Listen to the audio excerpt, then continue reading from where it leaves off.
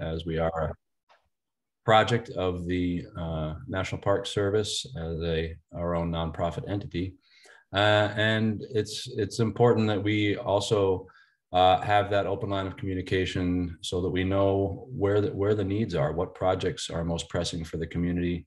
Dan does an incredible job listening and acting on the needs of the community, and we hope you'll see that in the display of the various projects that are going on. Speaking personally, it's been an honor to both be a part of the Housatonic Heritage Board as well as a co-conspirator in getting young people onto our heritage landscapes. And it's to my mind, it's the perfect type of organization in that it doesn't require or ask for a lot of fanfare. It just does a lot of good work, and that is all because of Dan. So I'll just hand it back to Dan with that. I know there'll be some somewhat perfunctory business items to take care of, but we're all really just looking forward to hearing about the projects. Yep. Terrific. Thanks, Will, for the compliments too. A couple of housekeeping notes. If you're not actively speaking, please mute your microphone. We are recording today, and the recording is archived and made available to the general public so that people can tune back in to hear what was said. So we are recording. And if you do have questions, submit them through the chat function, and we'll address them at the end as we have time for. So just those quick few notes. The next thing I want to do is acknowledge our Board of Trustees, many of whom you either are or know of. So I'll just read them through in alphabetical order. Mariah Allman with Berkshire Natural Resources, who is our control room extraordinaire today. Thank you, Mariah, for helping out with the technicals of an online meeting. Catherine Boughton from North Canaan. Will Conklin, Green Agers in Egremont. Allison Dixon for Housatonic Valley Association. Leslie Hertzberg, Director at Berkshire County Historical Society. Rob Hoogs, Bidwell House Museum. Paul Ivory, our Emeritus Board Member, as Chair of the Great Barrington Historical Commission. Gary Levier of the Great Barrington Historical Society. Paul O'Brien, Sheffield Historical Society. Marge Smith, Kent Historical Society. Craig Langlois from the Berkshire Museum. And Jane Wynn, Berkshire Environmental Action Team. So a very distinguished board of trustees, if I do say so myself. Our staff includes myself as executive director, Diane Cody, whom many of you have interacted with, does our programming and administrative work mostly behind the scenes and is working right now on our annual Heritage Walks program. If you are interested in a Heritage Walk and have not heard from her, please reach out to me, reach out to Diane. We're soliciting the walks right now. We have a good lineup so far. And of course, Judith Monachina, who directs our Oral History Center at Berkshire Community College on the campus there in Pittsfield. And so we've got a number of extraordinary programs. The list of programs is not by any means inclusive, but this is just a very quick rundown of the work that we are engaged in on a regular basis. One of the very first things that we started with is the Regional Iron Heritage Trail, and we continue to do a lot of work with the Beckley Furnace in East Canaan, Connecticut, including our local Heritage Learning Lab, which is a Teach the Teachers program currently aimed at Connecticut's Regional District 1 public schools, but we hope to expand that further in the years ahead. The African American Heritage Trail, which has a fine panel of scholars who continue to drive that program forward, and most recently in conjunction with the Clinton Church Restoration in Great Barrington, which has come on as an amazing partner to drive that program and others forward. The Native American Heritage Trail that we began in collaboration with the Stockbridge-Muncie Community Band of Mohicans, and we continue to cultivate that partnership through our relationship with Bonnie Hartley, who is the Tribal Historic Preservation Manager, currently with an office in Williamstown on a campus of Williams College. And Bonnie's been an amazing partner in developing much of the educational materials that we have, the essays, et cetera. So we continue to work closely with them and hope for more substantial work in the future on interpreting and educating people on not only the Mohicans predominantly, but more specifically the Stockbridge-Muncie community and their legacy here in the Berkshires. The Du Bois National Historic Site Program, which is an offshoot of the African American Heritage Trail, but more specifically devoted to the legacy of Du Bois in Great Barrington. The Housatonic Heritage Oral History Center that I had mentioned, that Judith directs in partnership with Berkshire Community College. Heritage Trails and Greenways programs that is geared more toward walking and biking trails. Operation Pollination, headed up by Vivian Orlowski, and you'll hear more about that shortly. We manage the Operation Pollination program in collaboration with many other heritage areas nationwide and with the National Park Service. The annual Heritage Walks weekends coming up in September. It'll again be 5 weekends beginning with Labor Day weekend in early September. So look for more information about that. And then, as I mentioned, the local Heritage Learning Lab, currently with Connecticut's public schools. And lastly, but not leastly, the Western New England US Bike Route 7 project, which is our multi-state bikeway that runs from Norwalk, Connecticut to the Canadian border. And great group of volunteers from 3 states working on that project. But that's a brief list. We do a lot of other work behind the scenes with our grant program, including support of, for instance, the Mastheads literary programming in and around Pittsfield. We work closely with Greenagers on developing cultural landscape partners and providing matching grant programs to engage young people with the work that Greenagers already astoundingly does, but now in partnership with a number of cultural landscapes in Berkshire County. So there are other things that we do that are not specifically programs that we manage, but we support and help other partners develop those programs under their own banners. So anyway, just a brief rundown of the list of programs. You can find more information about any and all of these at housatonicheritage.org. That website is currently under redevelopment. The old website is still functional. The new website, hoping to have up and running in the next 30 days or so, but fingers crossed on that. We'll see how all that works out. The next is just a very, very brief financial snapshot of where we are. Our fiscal year is the same as the federal fiscal year, begins October 1. But here is just a very, very brief snapshot. We do act as a fiscal sponsor for a number of additional programs, as I had mentioned. So we, in addition to the federal appropriations, thanks to the good work of our congressional delegates, we also receive a number of state and local grants, foundation grants, and individual donations, all in support of the programs that I've mentioned.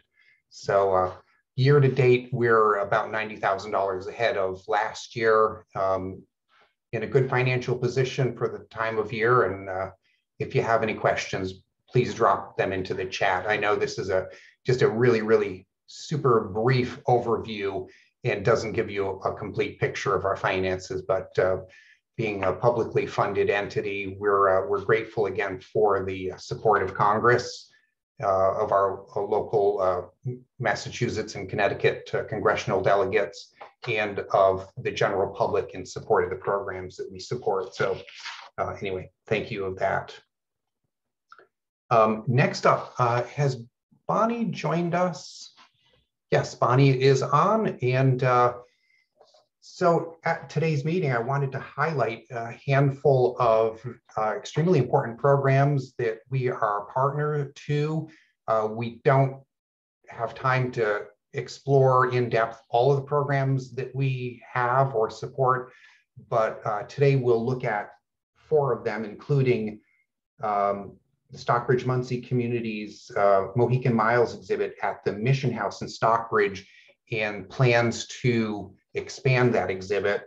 Further in the agenda, we'll hear from Eugenie Sills on the Clinton Church Restoration Project and anticipated new renaming of that project. We'll hear from Judith Monachina, director of our the Housatonic Heritage Oral History Center at Berkshire Community College. And we'll hear from Vivian Orlowski with an overview of current work on Operation Pollination. But now I'd like to introduce Bonnie Hartley, the Tribal Historic Preservation Manager for the Stockbridge-Muncie community. Bonnie, it's all yours. All right, thank you, Dan. Kona Manthitma, hope everyone is well. I'm going to share a little bit about the Mohican Miles project in Stockbridge. There's just a few images here, and hopefully you have a chance to visit this summer when we reopen it again. So this is a part of a 5-year partnership between Stockbridge-Muncie, Mohican Nation, and the trustees of reservations that is the property owner here for the Mission House Museum. So it's, as you may know, it's where the location where the missionary to our tribe lived in the 1700s. And so with that significance in mind, we have a partnership for the use of a building right next to the Mission House that we can, display anything that we want or use in any way. And so last year, summer 2021, we opened this exhibit, Mohican Miles. If you want to go to the next slide, and just sharing a little bit of the panels that are in there. So they're educational panels about our history, but also our community today. And letting visitors, so residents and tourists alike, learn about our community's resiliency, our endurance, and remaining in as a people and surviving in Wisconsin, how we've rebuilt and regrown there, how we continue to reconnect in our homelands and take care of our sacred places and steward our lands and return ancestors for reburial. So we kind of talk about our current engagements in our homelands. Go to the next slide. And then also, this is an example in the Mohican Miles exhibit. We have a timeline of our history, kind of focused heavily around Stockbridge-oriented history because of the exhibit, and showing, again, all of our many trails of our history, our removals, and where we are today. And if you want to go to the next one, this is just to share our plans for this year in partnering with Housatonic Heritage and the trustees of reservations and Williams College, where our office is now. We're expanding this year. I think something we learned from last year, it was just sort of a victory to have the exhibit done, to have the panels created and installed. But this year, something that we learned from our experience last year would be of great benefit would be to be able to have more docents on site. So basically just, more staffing so that when visitors come, they have a more engagement in the exhibit. And so through our partnership with Williams College, we'll be having 2 students working with our office to be present for visitors' questions in the exhibit. And we also learned how much, ideally we would have more community members come out from Wisconsin and be able to be in our homelands and be able to be on site at the exhibit. So it was a goal we had last year. I think with COVID, especially, that was sort of not able to get off the ground. But this year, thanks to partnering with Housatonic Heritage, we'll be able to fund that portion of our goal. And so we're going to bring, we currently have applications open in our community, and people are applying for 4 different spots that would bring out community members to be in residence at the Mission House for a week each, and would be leading cultural workshops on the weekends. So such as storytelling or beading workshops or medicine workshops. So each community members are currently applying and suggesting what exhibit topic or what workshop topics they would offer. So we're including that component this year, and we hope to again learn from that and consider expanding it next year for even longer residencies.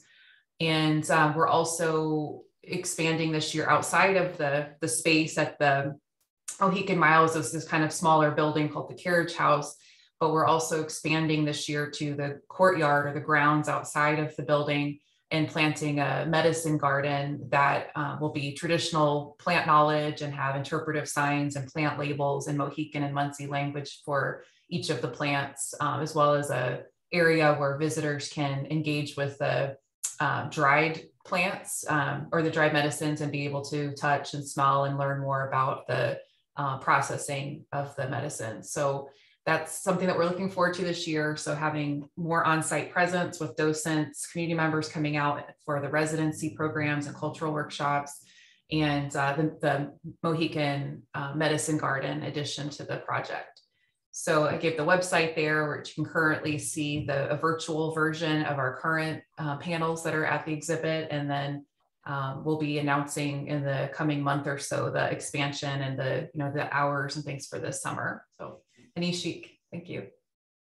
Excellent. Thank you so much, Bonnie. And please let us know how we may be able to help promote any of the events that you have planned through our channels here as well. So that's wonderful. Thank you again for joining us today, Bonnie. Next up on the agenda, the Clinton Church restoration has been ongoing now for several years, and just recently, within the last week or two, the board of directors there has opted to rename the project moving forward, but I'll leave that to Eugenie Sills, who is the interim executive director of Clinton Church Restoration, to explain more about. And thank you very much for joining us today, Eugenie. Thank you, Dan. Thanks, everyone, for the opportunity.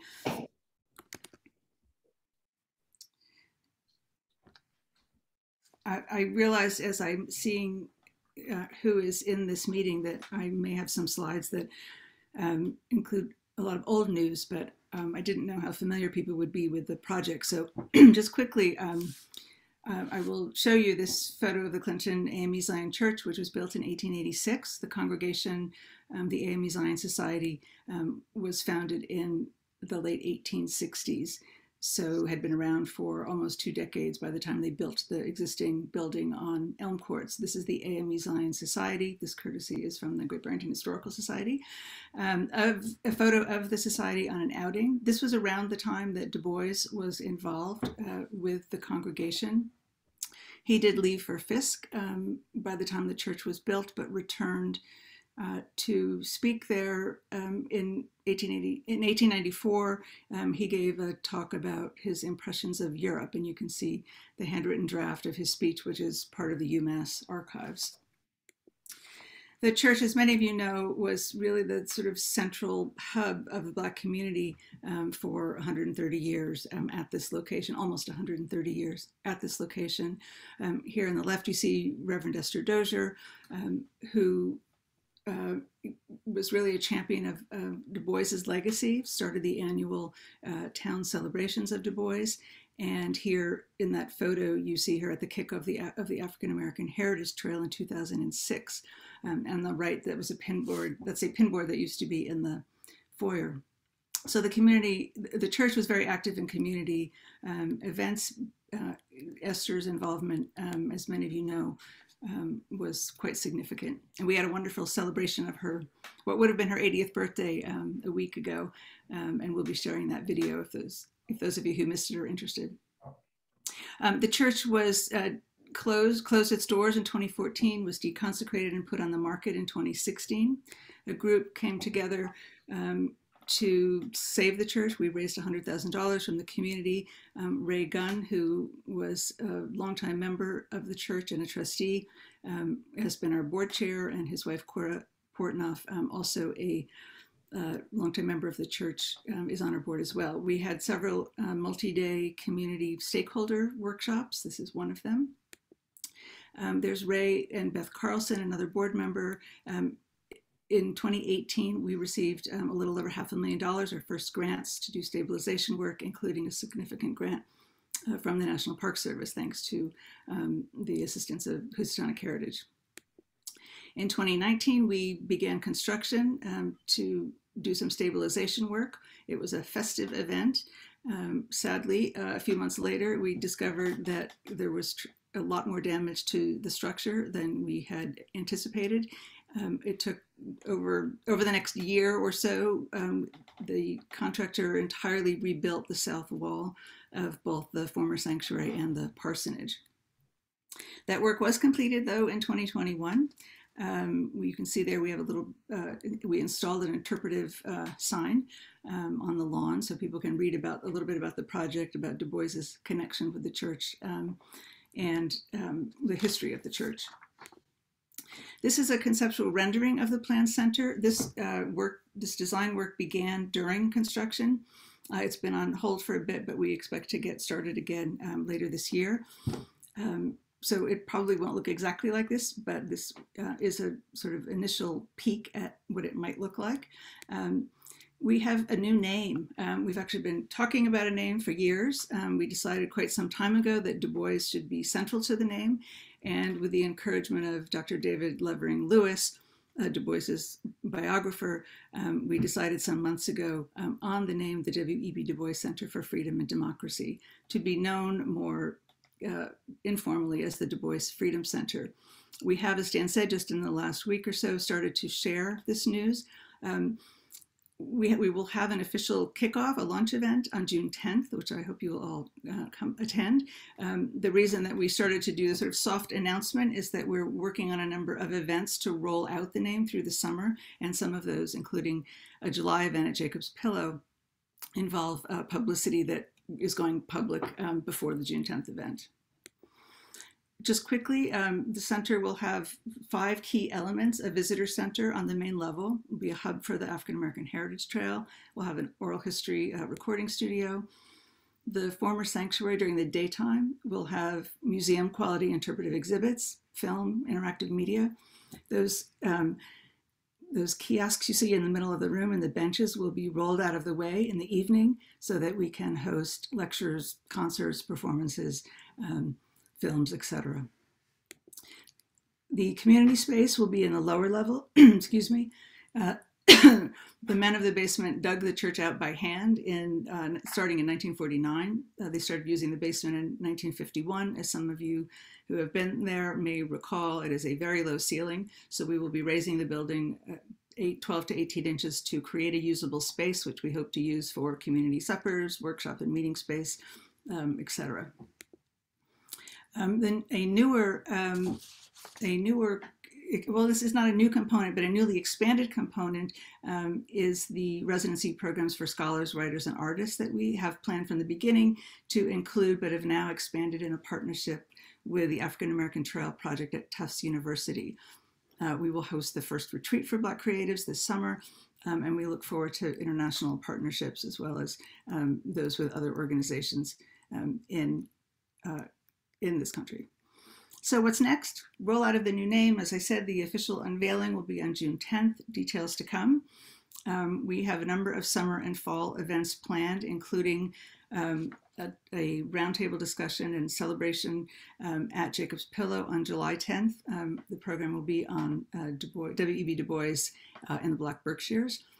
We will be doing a roundtable on Elizabeth Freeman at Dewey Hall in Sheffield in August. We're planning to start doing some tours this summer, and we're working with a number of folks on developing a new self-guided tour for the town's mobile app. So this is just a peek at what we're up to. We hope to launch a new website as well in June, and I'm happy to address any questions if people want to reach out separately. Thanks. You can find more at clintonchurchrestoration.org. Terrific. Thank you so much, Eugenie. Thanks again for taking the time to join our meeting today and catch us up to date on what's going on. It's a remarkable program, remarkable restoration project right in downtown Great Barrington that is so integral to so many other programs that are ongoing. So thanks, Eugenie, for all the hard work that you do and for the board of directors there. Next up on the agenda, Judith Monachina directs our the Housatonic Heritage Oral History Center at Berkshire Community College, and Judith is here today to update us on what's going on. Hey, Judith. Sorry. Hello. I'm putting on my little timer because I tend to go a little long. But last year I started with the same quote and I thought, oh, I can't do that again. But then I realized the quote means something completely different this year to me. So to tell a story is to take arms against the passing of time. It's a quote of one of my favorite oral history professionals. And last year it was really celebrating the idea of that's what we do. We charge ahead and we try to catch everyone we possibly can to tell their story. And that's what sort of ignites, and that's the fuel for a lot of oral history projects. But if that's all there is, then they generally fail. So our job is to keep people planful and try to keep the scope manageable for the staff that they have, et cetera. So that's what we try to do, doing it correctly, which is always a big challenge. People really don't want to do the not so fun part, and I don't blame them. I wouldn't either.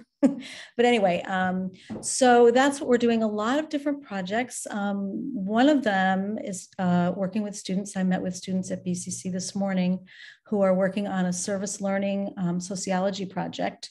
They will be interviewing elders about their experiences of living through the pandemic.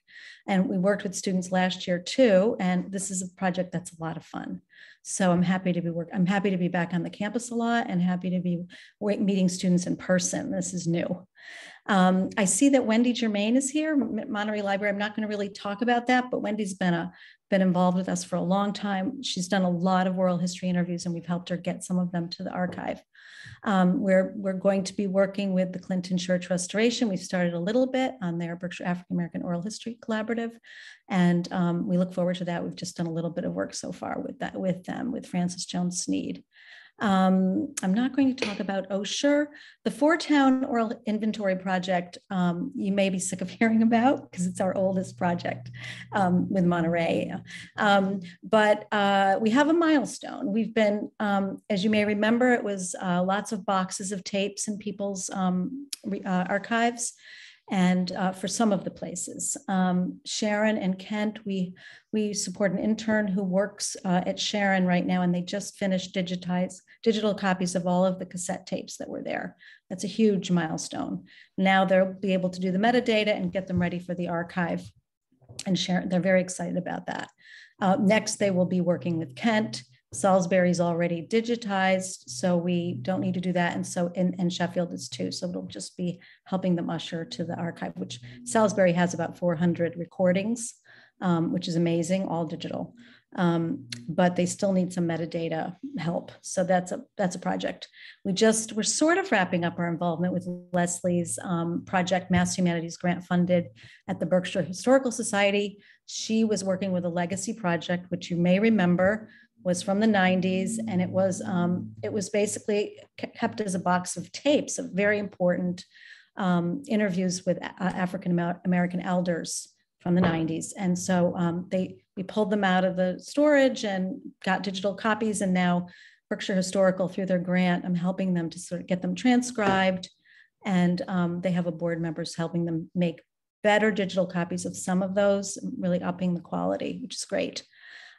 Paper is going to be a theme this year, a big theme, because we are bringing the Paper Town project into the Oral History Center.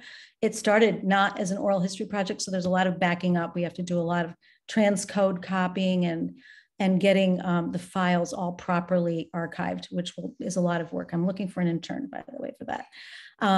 Will be hopefully our goal, and we've talked to Craig very briefly about this, is an exhibit at Berkshire Museum.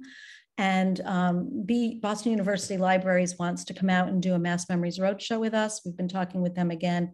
They canceled it because of the pandemic, but we'll have a big story gathering day in 2023, which will coincide with the timing of the exhibit. A lot of what we do is, and by the way, CTSB is collaborating on all this.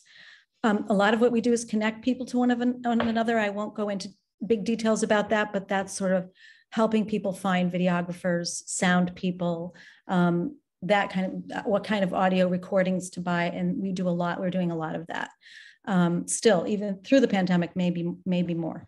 We had some fun press this month. Main Street Moxie is a new podcast. It's being made by the person who used to run the internship program at, there's my timer, I'm going to go 1 minute over, half a minute. Mary O'Neill ran the internship program at Housatonic Valley Regional High School, where we have interns every year. And she is now doing this beautiful podcast, and she featured that a lot in this interview about that she calls Main Street Moxie. It's a fun podcast. And we're going to be starting an oral history conversation series with Paul O'Brien, a board member, our first victim. We're going to be talking about oral history, different oral history themes. Paul will be talking about his projects working with students and veterans. And outside groups, we often ask people for help from outside groups, advice, consultations, et cetera. And we've been working with them, with outside groups too. New England Genealogical, we were a Mass Humanities advisor this year, and still are. And New York University Environmental Science Masters, they're doing a climate storytelling project in Brooklyn and asked us to do some interview training for that. So that's a lot of fun. I learn a lot in doing those projects too. So that's basically sort of a rundown, a really quick rundown. Thank you. Excellent, Judith. Exhausting. It's always a lot going on there at the Oral History Center. Notwithstanding, one of the latest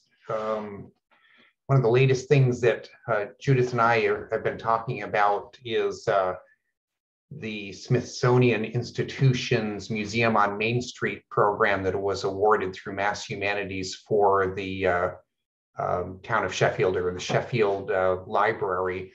And I know Kathy Orlando's on the call today from Sheffield Land Trust, and the number of oral histories that may still need work to be digitized, transcribed, and brought to life for public engagement. So there's always a lot in the hopper for the Oral History Center. Thank you, Judith. Thank you. Next on the agenda, Operation Pollination. This is a nationwide program for the preservation of pollinators. Was initiated with the National Heritage Area Program by Chris Stein of the National Park Service in the Upper Midwest. And we embraced Operation Pollination here in New England, and Vivian is our point person for Operation Pollination. Thank you, Vivian, for agreeing to present today, and it's all yours. Thank you. Can you hear me? Yes. And okay. I want to thank a new collaboration with Osher Lifelong Learning Institute, known as OLLI at Berkshire Community College, Greenagers, the Massachusetts Pollinator Network, Indigenous and regional leaders who are helping us to become one of the most active Operation Pollination initiatives in the United States. In late 2021, we were invited to join Operation Pollination Ambassadors, an international network of about 36 leading community groups. Next slide, please. Currently, we and our partners are planning several innovative heritage walks for September. First, on Labor Day weekend, Greenagers will host and help lead an Operation Pollination Citizen Science Walk with Greenagers at their April Hill Education and Conservation Center in Egremont. Participating citizens will identify, compare, and photograph pollinator-plant interactions using the free Beecology app. The second guided walk will focus on observing pollinator interactions with native plants. Ecological designer Evan Abramson from Landscape Interactions will lead that walk at Berkshire Community College on September 10th. The third guided walk will identify native wild edibles and medicinal plants. It will be led by wild edibles experts Russ Cohn on September 15th, also at the BCC campus. Next slide, please. The 2 guided trail walks at BCC's 180-acre campus will take place at the college's 1.1-mile-long John Lambert Nature Trail, which was made by environmental students and faculty. The trail goes through the formerly cultivated upland meadow and forest that developed from once clear-cut pasture land known as, quote, the North Woods area of Pittsfield prior to colonization. Next slide.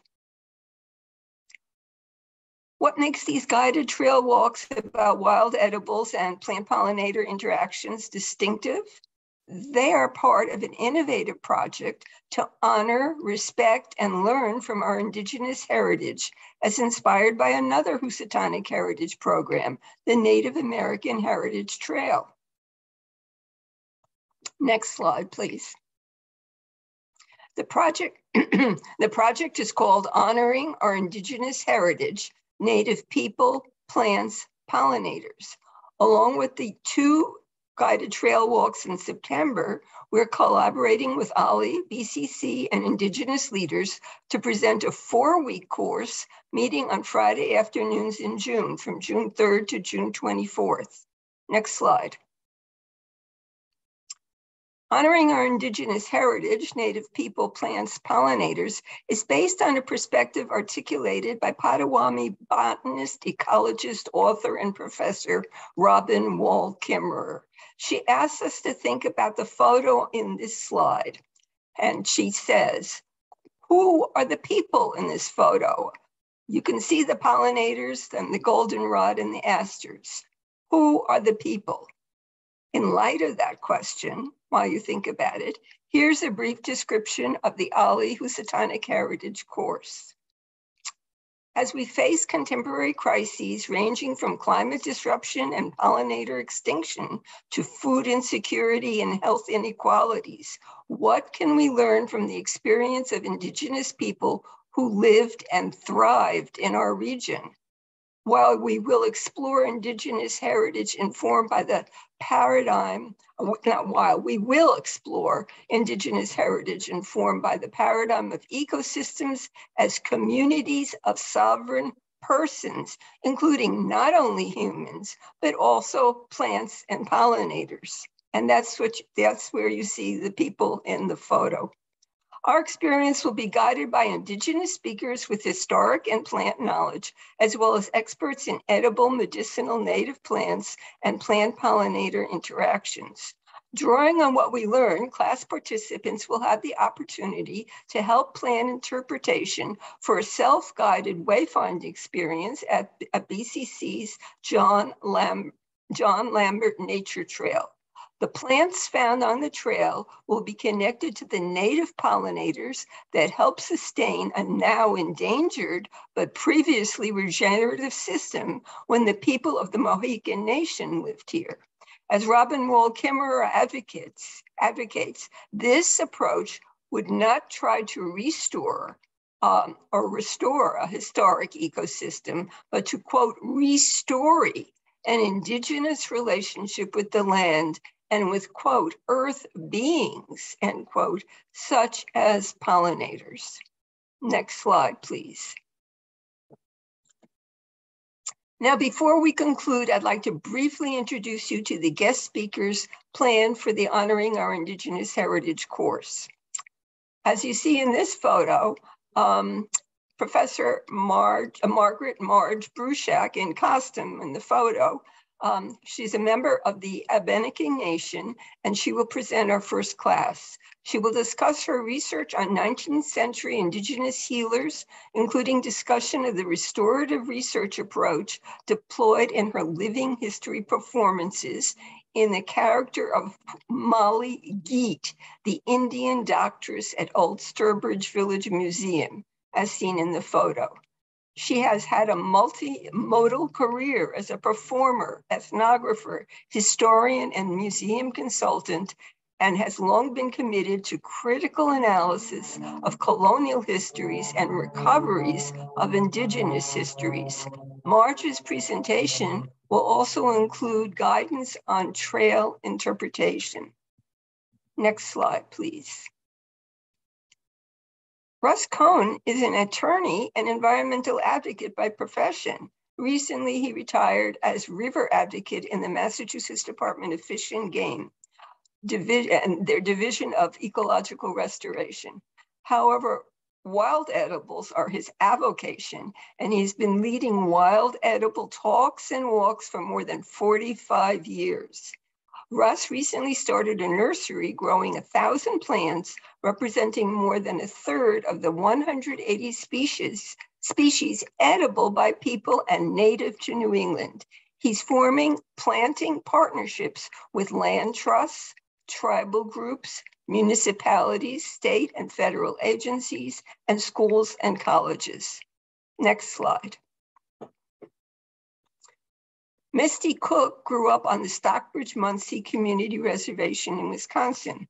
She received her bachelor's and master's degrees from the University of Wisconsin-Green Bay and worked as Education and Cultural Affairs Director for the Stockbridge-Muncie community. Misty was certified as a tribal medicine woman due to her years of tracing oral history, fieldwork, and experience with traditional native medicinal plants and healers. She is the author of Medicine Generations, a book documenting 58 native herbal medicines passed down through her family tree of Wolf Clan medicine people. While all the other speakers have been confirmed, we are eagerly waiting for Misty's confirmation of her invitation to present at this part of the course. And finally, Evan Abramson is, oh, next slide, please.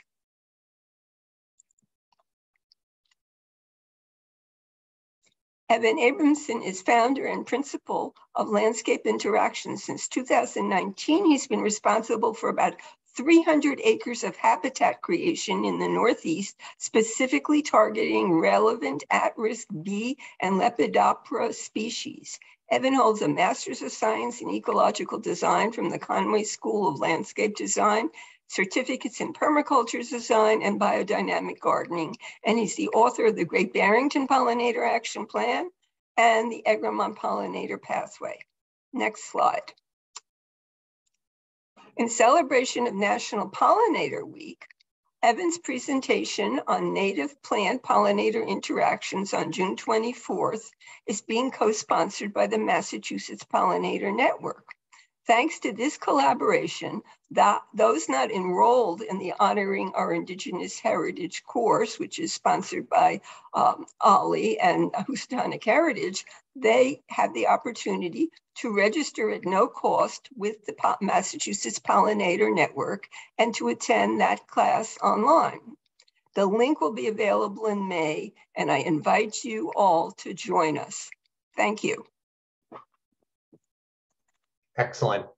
Thank you so much, Vivian. There's a lot going on, and it's all coming up fairly soon. Yes. You know, so I really hope, it sounds like you finally got most of the speakers lined up, with the exception of Marge. So looks like no, Marge is coming. She's Marge is. It's Misty, Misty, right. Yeah, from the SMC community in Wisconsin. Yeah, I've had a little trouble reaching her, so I don't know if Bonnie could help. I've written to her several times, and I don't know what else to do. Yeah, sounds like it's an amazing program, and I hope you know, we can solidify Misty as part of the lineup too. Well, we're using her book in the course. It's a unique resource. And I was wondering, well, I guess we're not going into questions now, but when Bonnie was talking about the medicinal plant garden, I was wondering whether Misty's book is one of the things that is guiding the development of that. Right. Yeah, very good. Thank you so much, Vivian. Truly appreciate it. Thank you. And there's one more thing too that I wanted to make you all aware of, and we're supporting many of the area schools in a project that they've coined the name the Troutbeck Conference, and it's a play on what was the media conference in years past, and it involved many notable African Americans from across the country who came together at the Troutbeck Estate to discuss topics of the day, including the creation of the NAACP. And so students here at many of the local schools have come together to do their own research, and we're supporting that by loaning them not only technical resources, but also our documentary filmmaking capacity through Ben Willis, who is a longtime student coach and mentor, to help develop some of the topics that they're researching. So I just wanted to play you a little teaser. The Troutbeck Conference is coming up at the end of this month. It is open to the public, and you can find more about it on our website, HousatonicheRitage.org. But I just wanted to play you this very brief trailer that the students have created. So if you would, Mariah.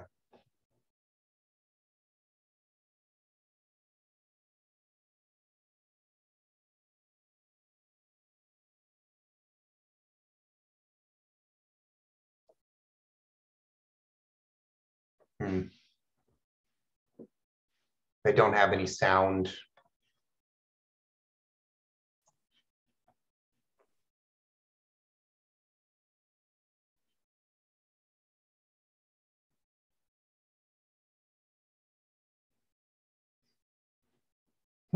It worked just fine when we were queuing it up earlier. Best laid plans. Yeah, I'm sorry about that. Yeah, it looks like you've got all the right settings. Can you see my settings? Yeah. Here. Here. Huh. Enable. Yeah, that's really strange. It worked perfectly when we queued it up earlier. I'm sorry about that. If you wanna jump into questions, I could do some Googling real quick and figure this out. Oh wait, yeah. actually, Yeah. I think maybe I did it. Let's try again. Oh, okay. Sorry about that.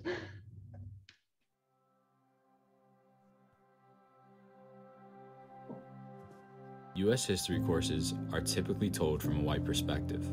This is especially true when it comes to Black history. The narrative goes, there was slavery, there was a civil war, there was Reconstruction. In time, pioneers like Rosa Parks and Martin Luther King Jr. helped make life better for Black people. And then Obama became president. This narrative, however, lacks depth and misses countless figures of importance. Only some Black names are mentioned in this telling, but where are the rest? Our goal is to change that, and we start in Amenia, New York. Throughout history, the luscious seclusion of Troutbeck Amenia, New York has provided the ideal safe place for people to congregate and to discuss important matters. For this reason, Troutbeck owner Joel Spingarn decided to host 2 pivotal meetings of the NAACP. These conferences provided inspiration for early civil rights leaders as they reflected on the past, noted the present, and planned for a better future for Black Americans. The great minds of African American activists like W.E.B. Du Bois, James Weldon Johnson, Juanita Jackson, Ralph Bunche, Abram Harris, A. Philip Randolph, and Warren Weston planned and emerged with specific guidance for shaping the association's programs. These people devoted their lives to helping people, so today we aspired to do the same by learning this history and educating the public to spread the knowledge of these untold, unknown, or forgotten facets of history to help allow more Americans to have windows and mirrors when they look to our past. The truth is that there isn't one American reality. America consists of many realities. At the first conference in August 1916, attendees gathered in several large canvas tents in the middle of a field at the Troutbeck. James Weldon Johnson and W.E.B. Du Bois even shared a tent. Organized by Spingarn to revitalize the flagging civil rights organization, the ambience in the Spingarn estate helped leaders plan the fight for civil rights. The NAACP leaders had hoped that the conferences in Amenia would offer specific guidance for the shaping of the association's programs and help energize the recruitment of a younger generation. The second conference gathered from August 18th to the 22nd in 1933, and again it attracted approximately 60 people who gathered at the Troutbeck. This was a period of a series of relentless events since 1916, like the deaths during Red Summer, the Tulsa race riots, the disillusionment of World War I veterans, and the ongoing trauma of the Great Depression. The influence and the impact of the 1933 conference in Armenia would reverberate well beyond the year 1933, as it elicited a newfound unity of purpose that helped the NAACP become a more powerful nationwide organization. Many of the attendees would also play prominent roles in the more famous civil rights era of the 50s and 60s. Two attendees helped arrange the 1963 March on Washington. Today, the Troutbeck Armenia in New York lies approximately 100 miles away from New York City in northern Dutchess County. The rolling hills, abundant forests, large open pastures, streams, and picturesque towns are prominent in Armenia. What is unknown about this sliver of New York State is the rich uncharted history. Our goal for the symposium is to bridge the gap between these hardly known historical events and to make these incredible stories known. We are beyond excited to show the deep history of people of color in our region through the projects on the multiple facets of the Troutbeck: the Harlem Renaissance, Black athletes, local Latinx history, witness stones, and John Newton Mars. The Troutbeck is teeming with important and relevant history, and we students are ready to share it with our larger community.